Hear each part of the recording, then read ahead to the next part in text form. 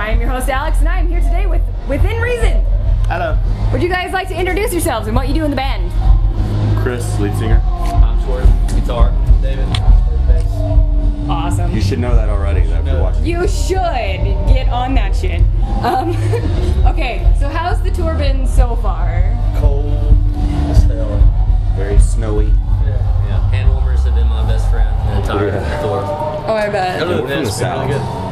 Yeah, it's been rough. And then Elliot, our driver photographer over here, he's been grinding through the snowstorm, to say the least. I'll look up and I just can't see shit. And I'm like, dude, you're killing it because I can't see a thing. He's a juggernaut. Yeah. It's hard to drive in that, isn't it? Oh yeah, especially when you decide to follow a snowplow, and it was the worst idea. We did do that. That's actually one of the best ideas. Well, you would think. Unless it's windy in the wrong direction. Sees templates for the most part, because they're kicking up a big wave of snow behind us. Yep. Dumping all the shit. I'm from Iowa, so I grew up in this shit. Like, on my 18th birthday, we went Bahaing through the snow drifts to go to Walmart for my sister to make me buy my first porn mag as an 18-year-old, because it was legal now. Decision. And we Yeah. also love porn. I actually watch.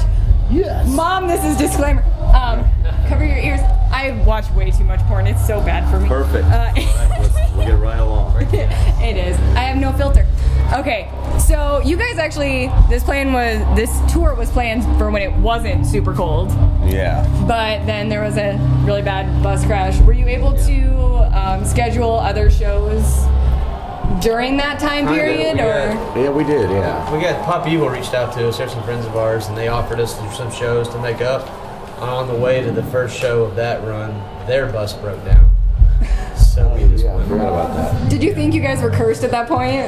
Well, Yeah, if so we we got weren't, this they tour. were, but it was falling back on us. So we're like, I guess. Yeah, we're then we like- got on this tour, and the third day, our bus broke down. Yeah. Really? Oh yeah. We've been to. So it's been a Yeah, we have a Mercedes bus. We've been to 4 Mercedes dealerships on this tour already. fighting. Seriously? Yeah, it's like these sensors keep coming on, and then you just have to go to the Mercedes place so they can turn the sensor off. And they're like, "Oh, you're all good," but then we've spent some money in a couple of them. Really? Yeah, it's been fun. Are you sure you guys aren't cursed? Yeah, maybe. Is there something on the bus that's cursed? Yeah. I'll double knock on wood for that. Yeah. But no, we were supposed to be in the studio in January to record the new record, and so when the tour was postponed, it really threw a kink in the schedules that we didn't really know what to do. So we got the shows with Pop Evil, and then we like as a team just continued writing, trying to finish up everything we could, so that after this tour, we're planning to go straight in the studio and start recording. Because I know before the tour got derailed that you guys had planned on releasing a single sometime in February. Right, and so now it's going to be March. Really? Yeah, and it's like it's beneficial for us as a band to try to go to radio as early as possible so that we can get all the spring festivals and summer and that stuff. So it'll set back a little bit, but I don't know that it'll be that much because it'll offset for the fact that we're worth more tickets in a lot of these markets now. Yeah. So people will still, promoters would still want us on the bill, hopefully. So. Yeah. Well, they're still playing your songs from your EP, Correct. which I have, which you need to go get. If you don't have it already, it's been out for 3 years. Get on your shit. Yes. I have no filter. I really need to change Man, that. it's rock and roll, not Sesame Street. It's true. Let it flow. I bought your CD when you guys were at Uproar, so I was at that one in Sioux City. And after I saw you guys, That was the yeah. best show of the tour. Yeah, I think. we all agreed that was the most fun and the most energy we felt from the crowd on any show. on the Really? tour. Yeah. That's We were really- awesome. and then we heard today that there were over 1,300 pre-sale for this show, and we're like, we don't doubt that. Like Iowa, I don't know if there's nothing to do because we've never really been through Iowa much, but they love rock and roll. So when shows come, We gotta do. show up. Well, it really helps when might delete this. It helps when Might delete this. I might Full not. disclaimer. Full disclaimer. That's my edit point. Yeah. Watch it. It helps when the radio stations actually go, hey, there's a show today at this venue. Exactly. Get on this. And a lot of times they have to get paid to do that. That's why. So Really? it depends on. Oh yeah, nothing's free at radio. I mean, not talking about people pay for the music per se, but Right. for as far as the advertising and stuff, if the promoters they're supposed to promote. So if they don't actually spend money with the radio station normally won't talk about it much because they're going, why would we? Because we have other shit we can talk about. We're getting paid for. True. Nothing's free. So if they don't talk about it, it's because they normally didn't get paid. Really? That sucks. Do you guys find that to be a Power, problem? money, in marketing, just, ratings makes the world go round, all right? Do you find that to be a problem in like certain states and not so much a problem in other states, or? Not really. It's Just, the same everywhere across the board. yeah. Really? And really, too, it has a lot to do with who.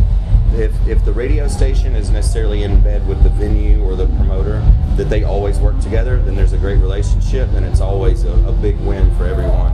But Yeah. sometimes there are certain venues that don't necessarily spend money with the rock radio station, but they're like, oh, we do much better when we go top 40 or whatever. Then rock show's probably not going to go over as well because they didn't, take the time or the money to pay the fucking station. Well, I'm glad you guys got a good crowd today. Thanks. I always get nervous when I come to shows. I'm like, okay, how many are going to be Really? here? Do Yeah. you guys get a lot of shows here? We do. Normally they're at another venue. It's called Woolies, and like Stone Sour held their CD premiere on that, or CD release party, and they actually sold out in 10 minutes. Oh, wow. I was at the first one, Good so for I was the freak sitting there like this, going, waiting for it. Bye. Yeah, our agent touched them. Yeah. So like there was that, and they have those kind of big shows there. We just had Gwar there not too long ago, Saint Asonia. We just So- played with them. We toured with them and see them. I saw that. Before this. They're awesome live, by the way. I know they agreed too. We spoke about it yesterday. First day we were on the tour, we heard their sound check. We're like, damn, these dudes are good. We're like, that shit sounds so good. And that's your second tour with Seether, isn't it? Third, actually. Third? Maybe fourth, yeah. I think that was our, let's see, 2 Uproars and then that. But then we also did a tour, if you count this one, with Godsmack, where Seether was direct support. So 4. Those dudes are great though, man. Love those guys. They're so just chill. They don't give a damn. Yeah. Like, just I like- actually did stagehand for them once, and I was like, this is awesome. Yeah. What kind of stage? I was a tech. She watched a lot of porn. I'm just kidding. Lot of porn. Yeah. Just a fluffer. Stage handies. I got them ready to get on stage, made sure they got all their nerves Gotta out. get everything pumped up. That would have been a lot easier, and I wouldn't have been sunburnt and dying. Really? That's something you know a lot about. Yeah. This will be. Here's what I'm comfortable with. I have no filter. We don't And either. sometimes I'm sorry about it, and other times I'm not. Normally the sorry comes like Hey, afterwards. Don't After your apologize for mom being watched you. it and she asked you questions. And then I'm like, fuck. No, she yelled at me once because she's like, why did you wear that white tank top? You can see through it in the video. I'm like, You should tell mom she should see what's happening when the camera's not rolling. you should see the stuff I didn't put online. Yeah, exactly. Okay, so you guys are writing new stuff. What kind of process do you have when you're writing music? It's always different. Varies, yeah. Yeah, I mean, Sometimes it's a guitar riff, sometimes Yeah. it's vocal melody, an idea. yeah. Everything's different. I mean, he's really great at just breaking out like crazy guitar riffs like sometimes people can write guitar riffs and then for me I just don't sometimes hear melody in it necessarily, but he's really good about he'll write riffs that move right into something that just like natural flowing, and that's something that is I think is a talent and just a natural ability, because it's like he senses the melody flowing with what he's doing. Right. Where some people just have to chop it up into 4 different pieces and go, here's one piece or a song and here's another. Yeah. Yeah. But for me, I can write that way, and we've done a couple on this record where he'll throw out guitar riffs and he and I put melody to it. But then a lot of times I'll be listening to other music and just hear a melody that's totally different from something I'm listening to, and then I record that melody, and then we'll sit together, and then sometimes I'll put it in a key, because I play guitar also. I'll put it in a key for me to sing, and then start kind of trying to piece together a little bit of structure to give them, and they're like, sweet, and then they go guitar, bass, and master that part, and then Sam or whoever on drums just will go into their piece, and then it all comes together as a team that way. But I think as a group, we all agree that melody is most important. Yeah. Lyrics are super important, don't get me wrong, but I think I know I feel like if we're writing a song, if we're all driving down the road and we listen to a song, if the melody's not there, we're not going to take the time to listen to the story because we thought the song sucked, and whether you realize that or not, you're like, click, and you change the channel. Song ADD. So in perfect examples, the Red Hot Chili Peppers. A lot of times we don't know what the hell he's saying, but the beat and the melody is like, it's like 2 fingers in a honeycomb, build the blah blah blah. It's about the time that you left home. Tell me, baby, what's your story? Yeah, we all love that song, right? Don't know what the fuck he's talking about. It is one of my favorite songs. Killer melody, killer beat. Don't know what he's talking about, but shit's great. That is fantastic. I almost started singing, but I don't want my microphone to break because I sound like a cat getting ran over. Stick with the porn, baby. I was actually offered $1,000 an hour to do porn for Penthouse. Rock and roll. And I turned it down. And you're still here? Yeah, and I turned it down, and I'm sitting here now looking at school loans going, why did I do that? That knocked out in like 8 minutes. Fucking right. This is one that I'm going to have to make sure Mom does not watch at all costs. Plan B. Plan B. Okay, so is there anything in particular that you hear that makes you think of a guitar riff, or? It's pretty natural, really. I don't even actually play that much, honestly. A lot of people spend hours upon hours a day practicing a certain guitar riff. I don't pick up the guitar unless I literally really want to play it. And that's instantly normally when I come up with a riff. As soon as I pick it up, and I'm refreshed. I actually look forward to playing it. So I'm inspired, and that's when I come up with something. To me, it's all about songwriting. I think I'm good enough in my instrument right now to where all that crazy shit that I want to do will come later. But as far as songwriting, that's where it's at. So I just try to hone in on that. Yeah. Go from there. That's awesome. What about you? Do you have a process that you go through? Mine's usually the story. We'll talk a lot about ideas that I have. Yeah. Maybe the basis of the song. And then I'll just kind of sit down with them and be like, I got this crazy idea. Just hear me out. Yeah. And we've had several songs that turned into something that I said, I was like, this is going to sound crazy at first. Which is good. Then it kind of turns into that's where the story comes from. Yeah. For sure. Guitar riff normally for me dictates the mood of the song. Normally it's always guitar riff. Yeah. And I'm like, oh, that reminds me of this, emotionally. And then I just let the guitar riff dictate everything after that. Sometimes it's backwards, like you said. Sometimes you just have an idea that you just have to write about. But I don't know, like you said, it's just different for everybody. Yeah. I feel like too that when we're writing, so like you talking about the concepts, we do lyrics last, and so Dave and I will normally brainstorm, and I'll be like, man, let's come up with, because we're getting a lot more poetic, I think, lyrically on this new record, and so that things aren't so country bro pop or whatever the hell that is now is super shallow and just Dixie cups and bullshit. But we want to talk we're not going to write songs like quesadillas and shit, so we want it to be a story where people are We ain't one like that. but Some random ass one you write at 5 in the morning. Yeah, but we're talking about some concepts, but we always like to have a way that for fans, if we paint a picture that however they were to perceive the image or the picture, then if that's what it means to them, then perfect, because we like to have a lot of different outlets or ways that they could portray what we're trying to put across. And I think the concept thing's a big thing, but it's always melody first for us, and then we'll go back and then put the lyrics. But sometimes when we're writing, with the last single, Here Comes the Light, when we were writing the song, is immediately just when we went into the chorus part, and my mind just went, here comes the light. And so that lyrical piece fits so well that we thought we would put the content around that, because the melody, if the melody's there, and I think melody has to be natural, then that was the one thing that was so natural about it. If we took that essence away from the song, then we were taking away what we thought was the best part. And so we thought, okay, well, let's put something that we really care about or that means a lot to us around Here Comes the Light.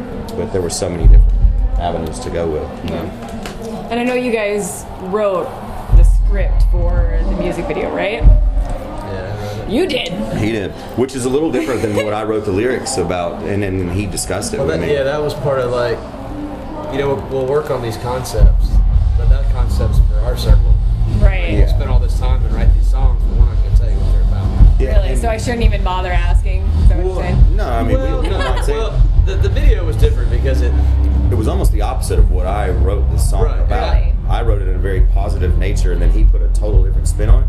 But I thought that was and cool. that's what I thought was fun about it. Yeah. I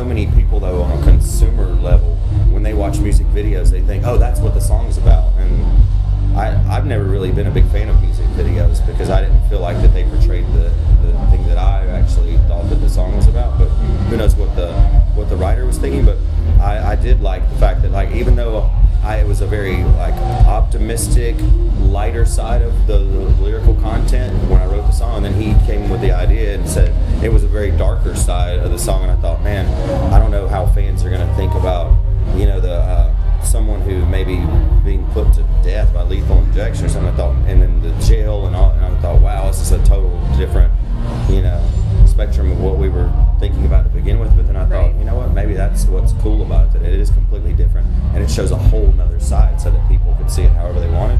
But still, at the end, the light came out. Yeah, like you never really know what happened to the guy at the end. It just Do you ends. know what happened? In your head, do you know what happened? Yes. You're He's never like, gonna I wrote say. the shit.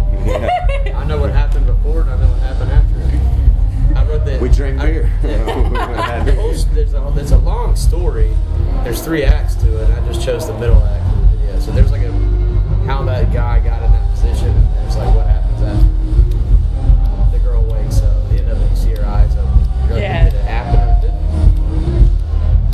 Yeah, when I first watched it, I'm like, so it was a dream. Was it? Was it? There's no way of knowing. It's kind of I fantastic. mean, we're sitting here talking about it 5 minutes, so. It is Porn. Porn. Here we go. Let's start random questions.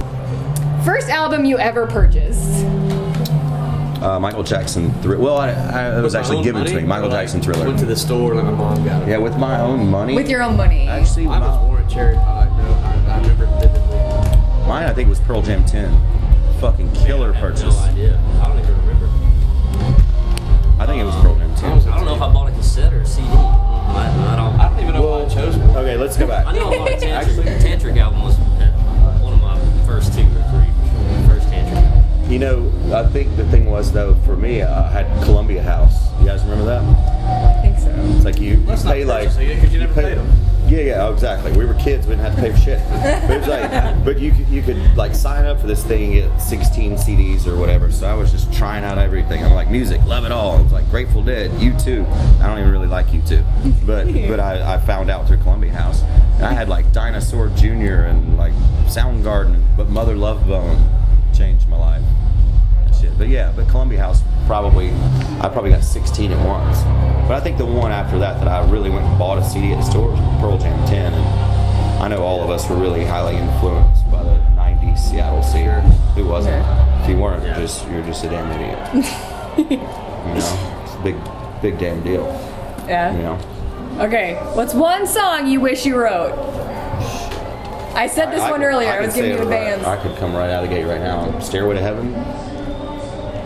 Yeah. I mean, Led Zeppelin, let's be honest. If you don't think they're one of the best bands in the world, you're an asshole. Or you don't know shit about music.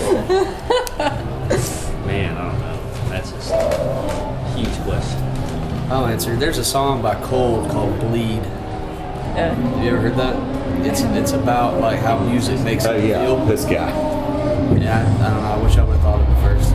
Yeah. I think mine's an instrumental. I think it's like Little Wing or something like that. Because it's Ooh, instrumental, I like that. Like- Classical Gas, Mason Williams. That's dope shit. that's just crazy. Because if you know a song that's instrumental and everyone loves it, That song was That's that's true. powerful. when I heard Little Wing as a What's the kid. power words to that song? When I heard Little Classical Wing Gas? as a kid, it brought me to tears, and that was the reason why I started playing music. I was like, damn, like that's strange. I don't know why I feel that way, but I'm gonna have to start playing. You know? Yeah, gotta get a guitar. All right. Speaking of that, what is the first song you learned to play? Hotel California. I was a really incorrect version of Stairway to Heaven. Not even the right way, but it sounded kind of like it. Mine was some AC/DC song. I was massive in AC/DC, huge fan. So when I first picked up the guitar, I instantly started learning their songs, probably Back in Black or something like that. Yeah. You good? You can come That's through. great for the video. Get in here. Yeah. This is Hinder's tour manager, Jimmy. Jimmy's so cool though. He's like, oh, I don't want to fuck up the interview. Jimmy, No, feel free. Walk through. It's it's your good. world, son. Hey. And he's wearing a Miranda shirt. I love it. Yeah, he's also their tour manager. Oh, really? Yes, I'm a big Were you in Sioux City? Miranda a lot. I wasn't. A friend of mine covers whenever I'm not able to do the gig, and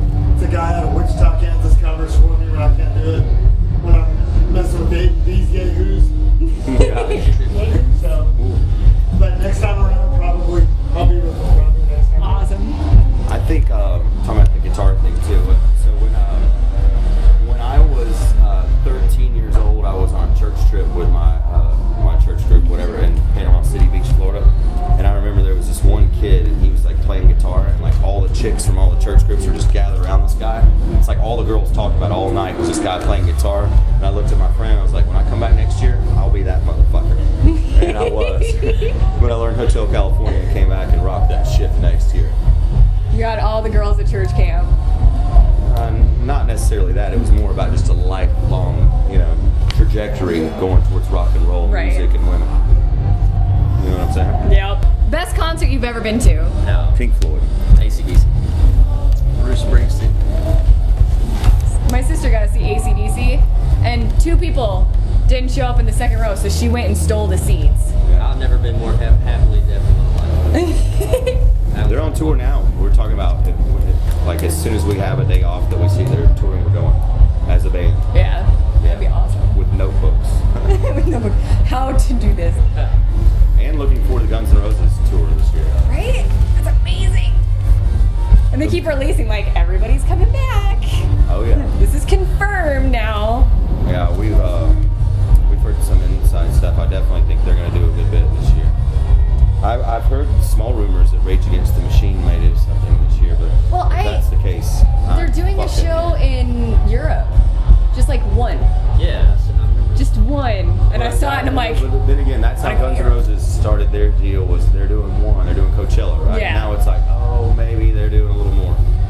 If you can get a band together for one show, it's a lot easier to get them together for a lot more. it's like, come on, you When already you're did making one. that kind of money too, it's almost hard for the if they're willing to work together for one show and then they go, oh, well, you're going to pay us this much to do the tour. That seems fair. Yeah. they have to miss that. The numbers I've heard for the Guns N' Roses tour are astronomical. Really? Yeah. Yet again, I shouldn't be surprised. No, I mean, they're one of the greatest rock bands of all time. Yeah. And it's one of the most highly anticipated tours ever. If not the most Probably. anticipated. Promoters Besides, are. besides Led Zeppelin, which never happened. Oh, God. Yeah. Yeah. That would be. Man, there aren't. I don't know if we got stadiums big enough. We're going to need a bigger boat. You know? Seriously. We're going to need to put in some upper decks and shit on some of these places if Led Zeppelin's doing a tour. Well deserved. Yeah. All right. Weirdest thing you've ever been asked to sign? Signed a dog last night. We did. We signed a damn dog. Signed a dog? That's my mind went straight Signed to a dog. It was a service dog, but yeah. Yeah, his name was Fonzie. Hey, it's for good cause. Right. He does good shit. Lincoln, Nebraska came out full Right, force. but how do you sign a dog? Oh, he had a jacket. Oh, okay, his He had a jacket. jacket on. He signed it. Okay. Okay, I was like, he's got to have something on, so it's signing something on the dog, but not the actual. Because I'm just thinking of trying to sign fur. Yeah. It's like it's a white dog, right? So we signed the dog's tits. It was weird. Had like 8 of them. We didn't have Yeah, any family members. some pairs of tits get really strange. So Yeah. those- Oh man. Yeah. Yet again, I've seen enough porn that I believe that's You true. should know. You should know. You've seen those pancakes out there. We were at roll. Laser Fest one year, and this chick was rocking around without her shirt on. And when I first saw it, I'm like, that's a very feminine dude. That's a chick. Because she was so flat, like it was almost concave. Look like her back. Yeah. She's coming or going. Yeah. Pretty much. It was fabulous.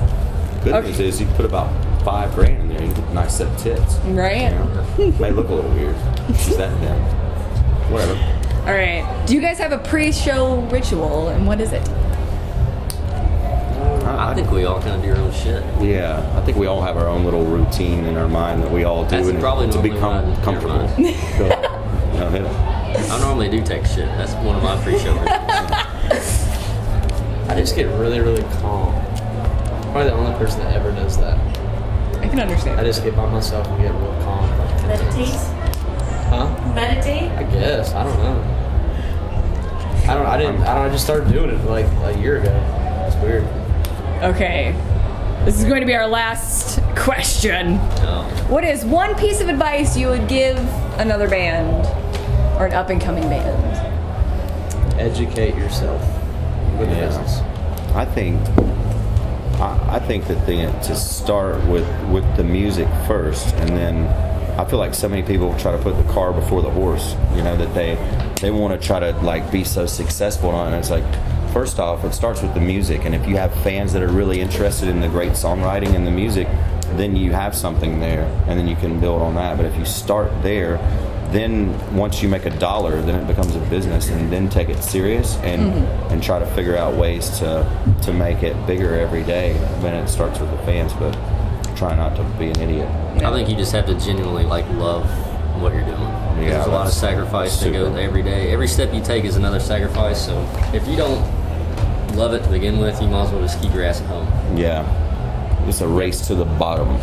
Yeah. You know, the way the industry is now, that's the thing is all of us, and that's like what he said so important, I think, for any musician trying to get started is that if your heart's not 110% in it and you know that you're willing to do anything in the world to follow your dream and to go after music, you're just wasting everyone's time, your band members' time, yourself, your family, and everyone, because you're going to put a lot of people through a lot of shit. But because it is a race to the bottom. I mean, we've all been, one of the new songs on the new record is called In the Middle, because we've had a taste of the massive arenas that are larger than Madison Square Garden, you know, with Godsmack tours and stuff, and then we've had a taste of the real shitty dumps, you know. So, but we're right in the middle of that. But we've been through hell and back, and we really haven't. People don't see that, you know. They see all the glamour and bullshit. Forget all that. They don't see the days when we're home by ourselves, and you know, there have been a lot of times where we're like, shit, how are we going to pay our bills? How are we going to live and eat this month? But if you really, really, really love it, your heart's all in it, then you'll find whatever way, if there's a mountain in the way, to climb it, go around it, or blow that motherfucker up, because you love music, and that's where we are. It doesn't happen overnight. Yeah, and if you don't love it that much, then you're not going to do it, and that's anything. But we're passionate about it, and this is what we love more than anything, so failure is not an option.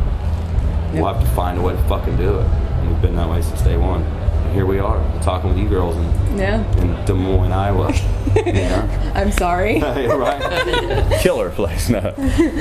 No, I always make the joke that I've always loved music, but I either sound like a cat getting ran over by a tour bus, or I'm dyslexic, so I can't read notes, and I can hear it, but I can't get my fingers to So I find another way to do something with music, and that's through this. That's very cool. So I get to go to the shows, I get to meet the people, and try to get the people like you guys to get more. When you're not watching porn. When I'm not watching porn.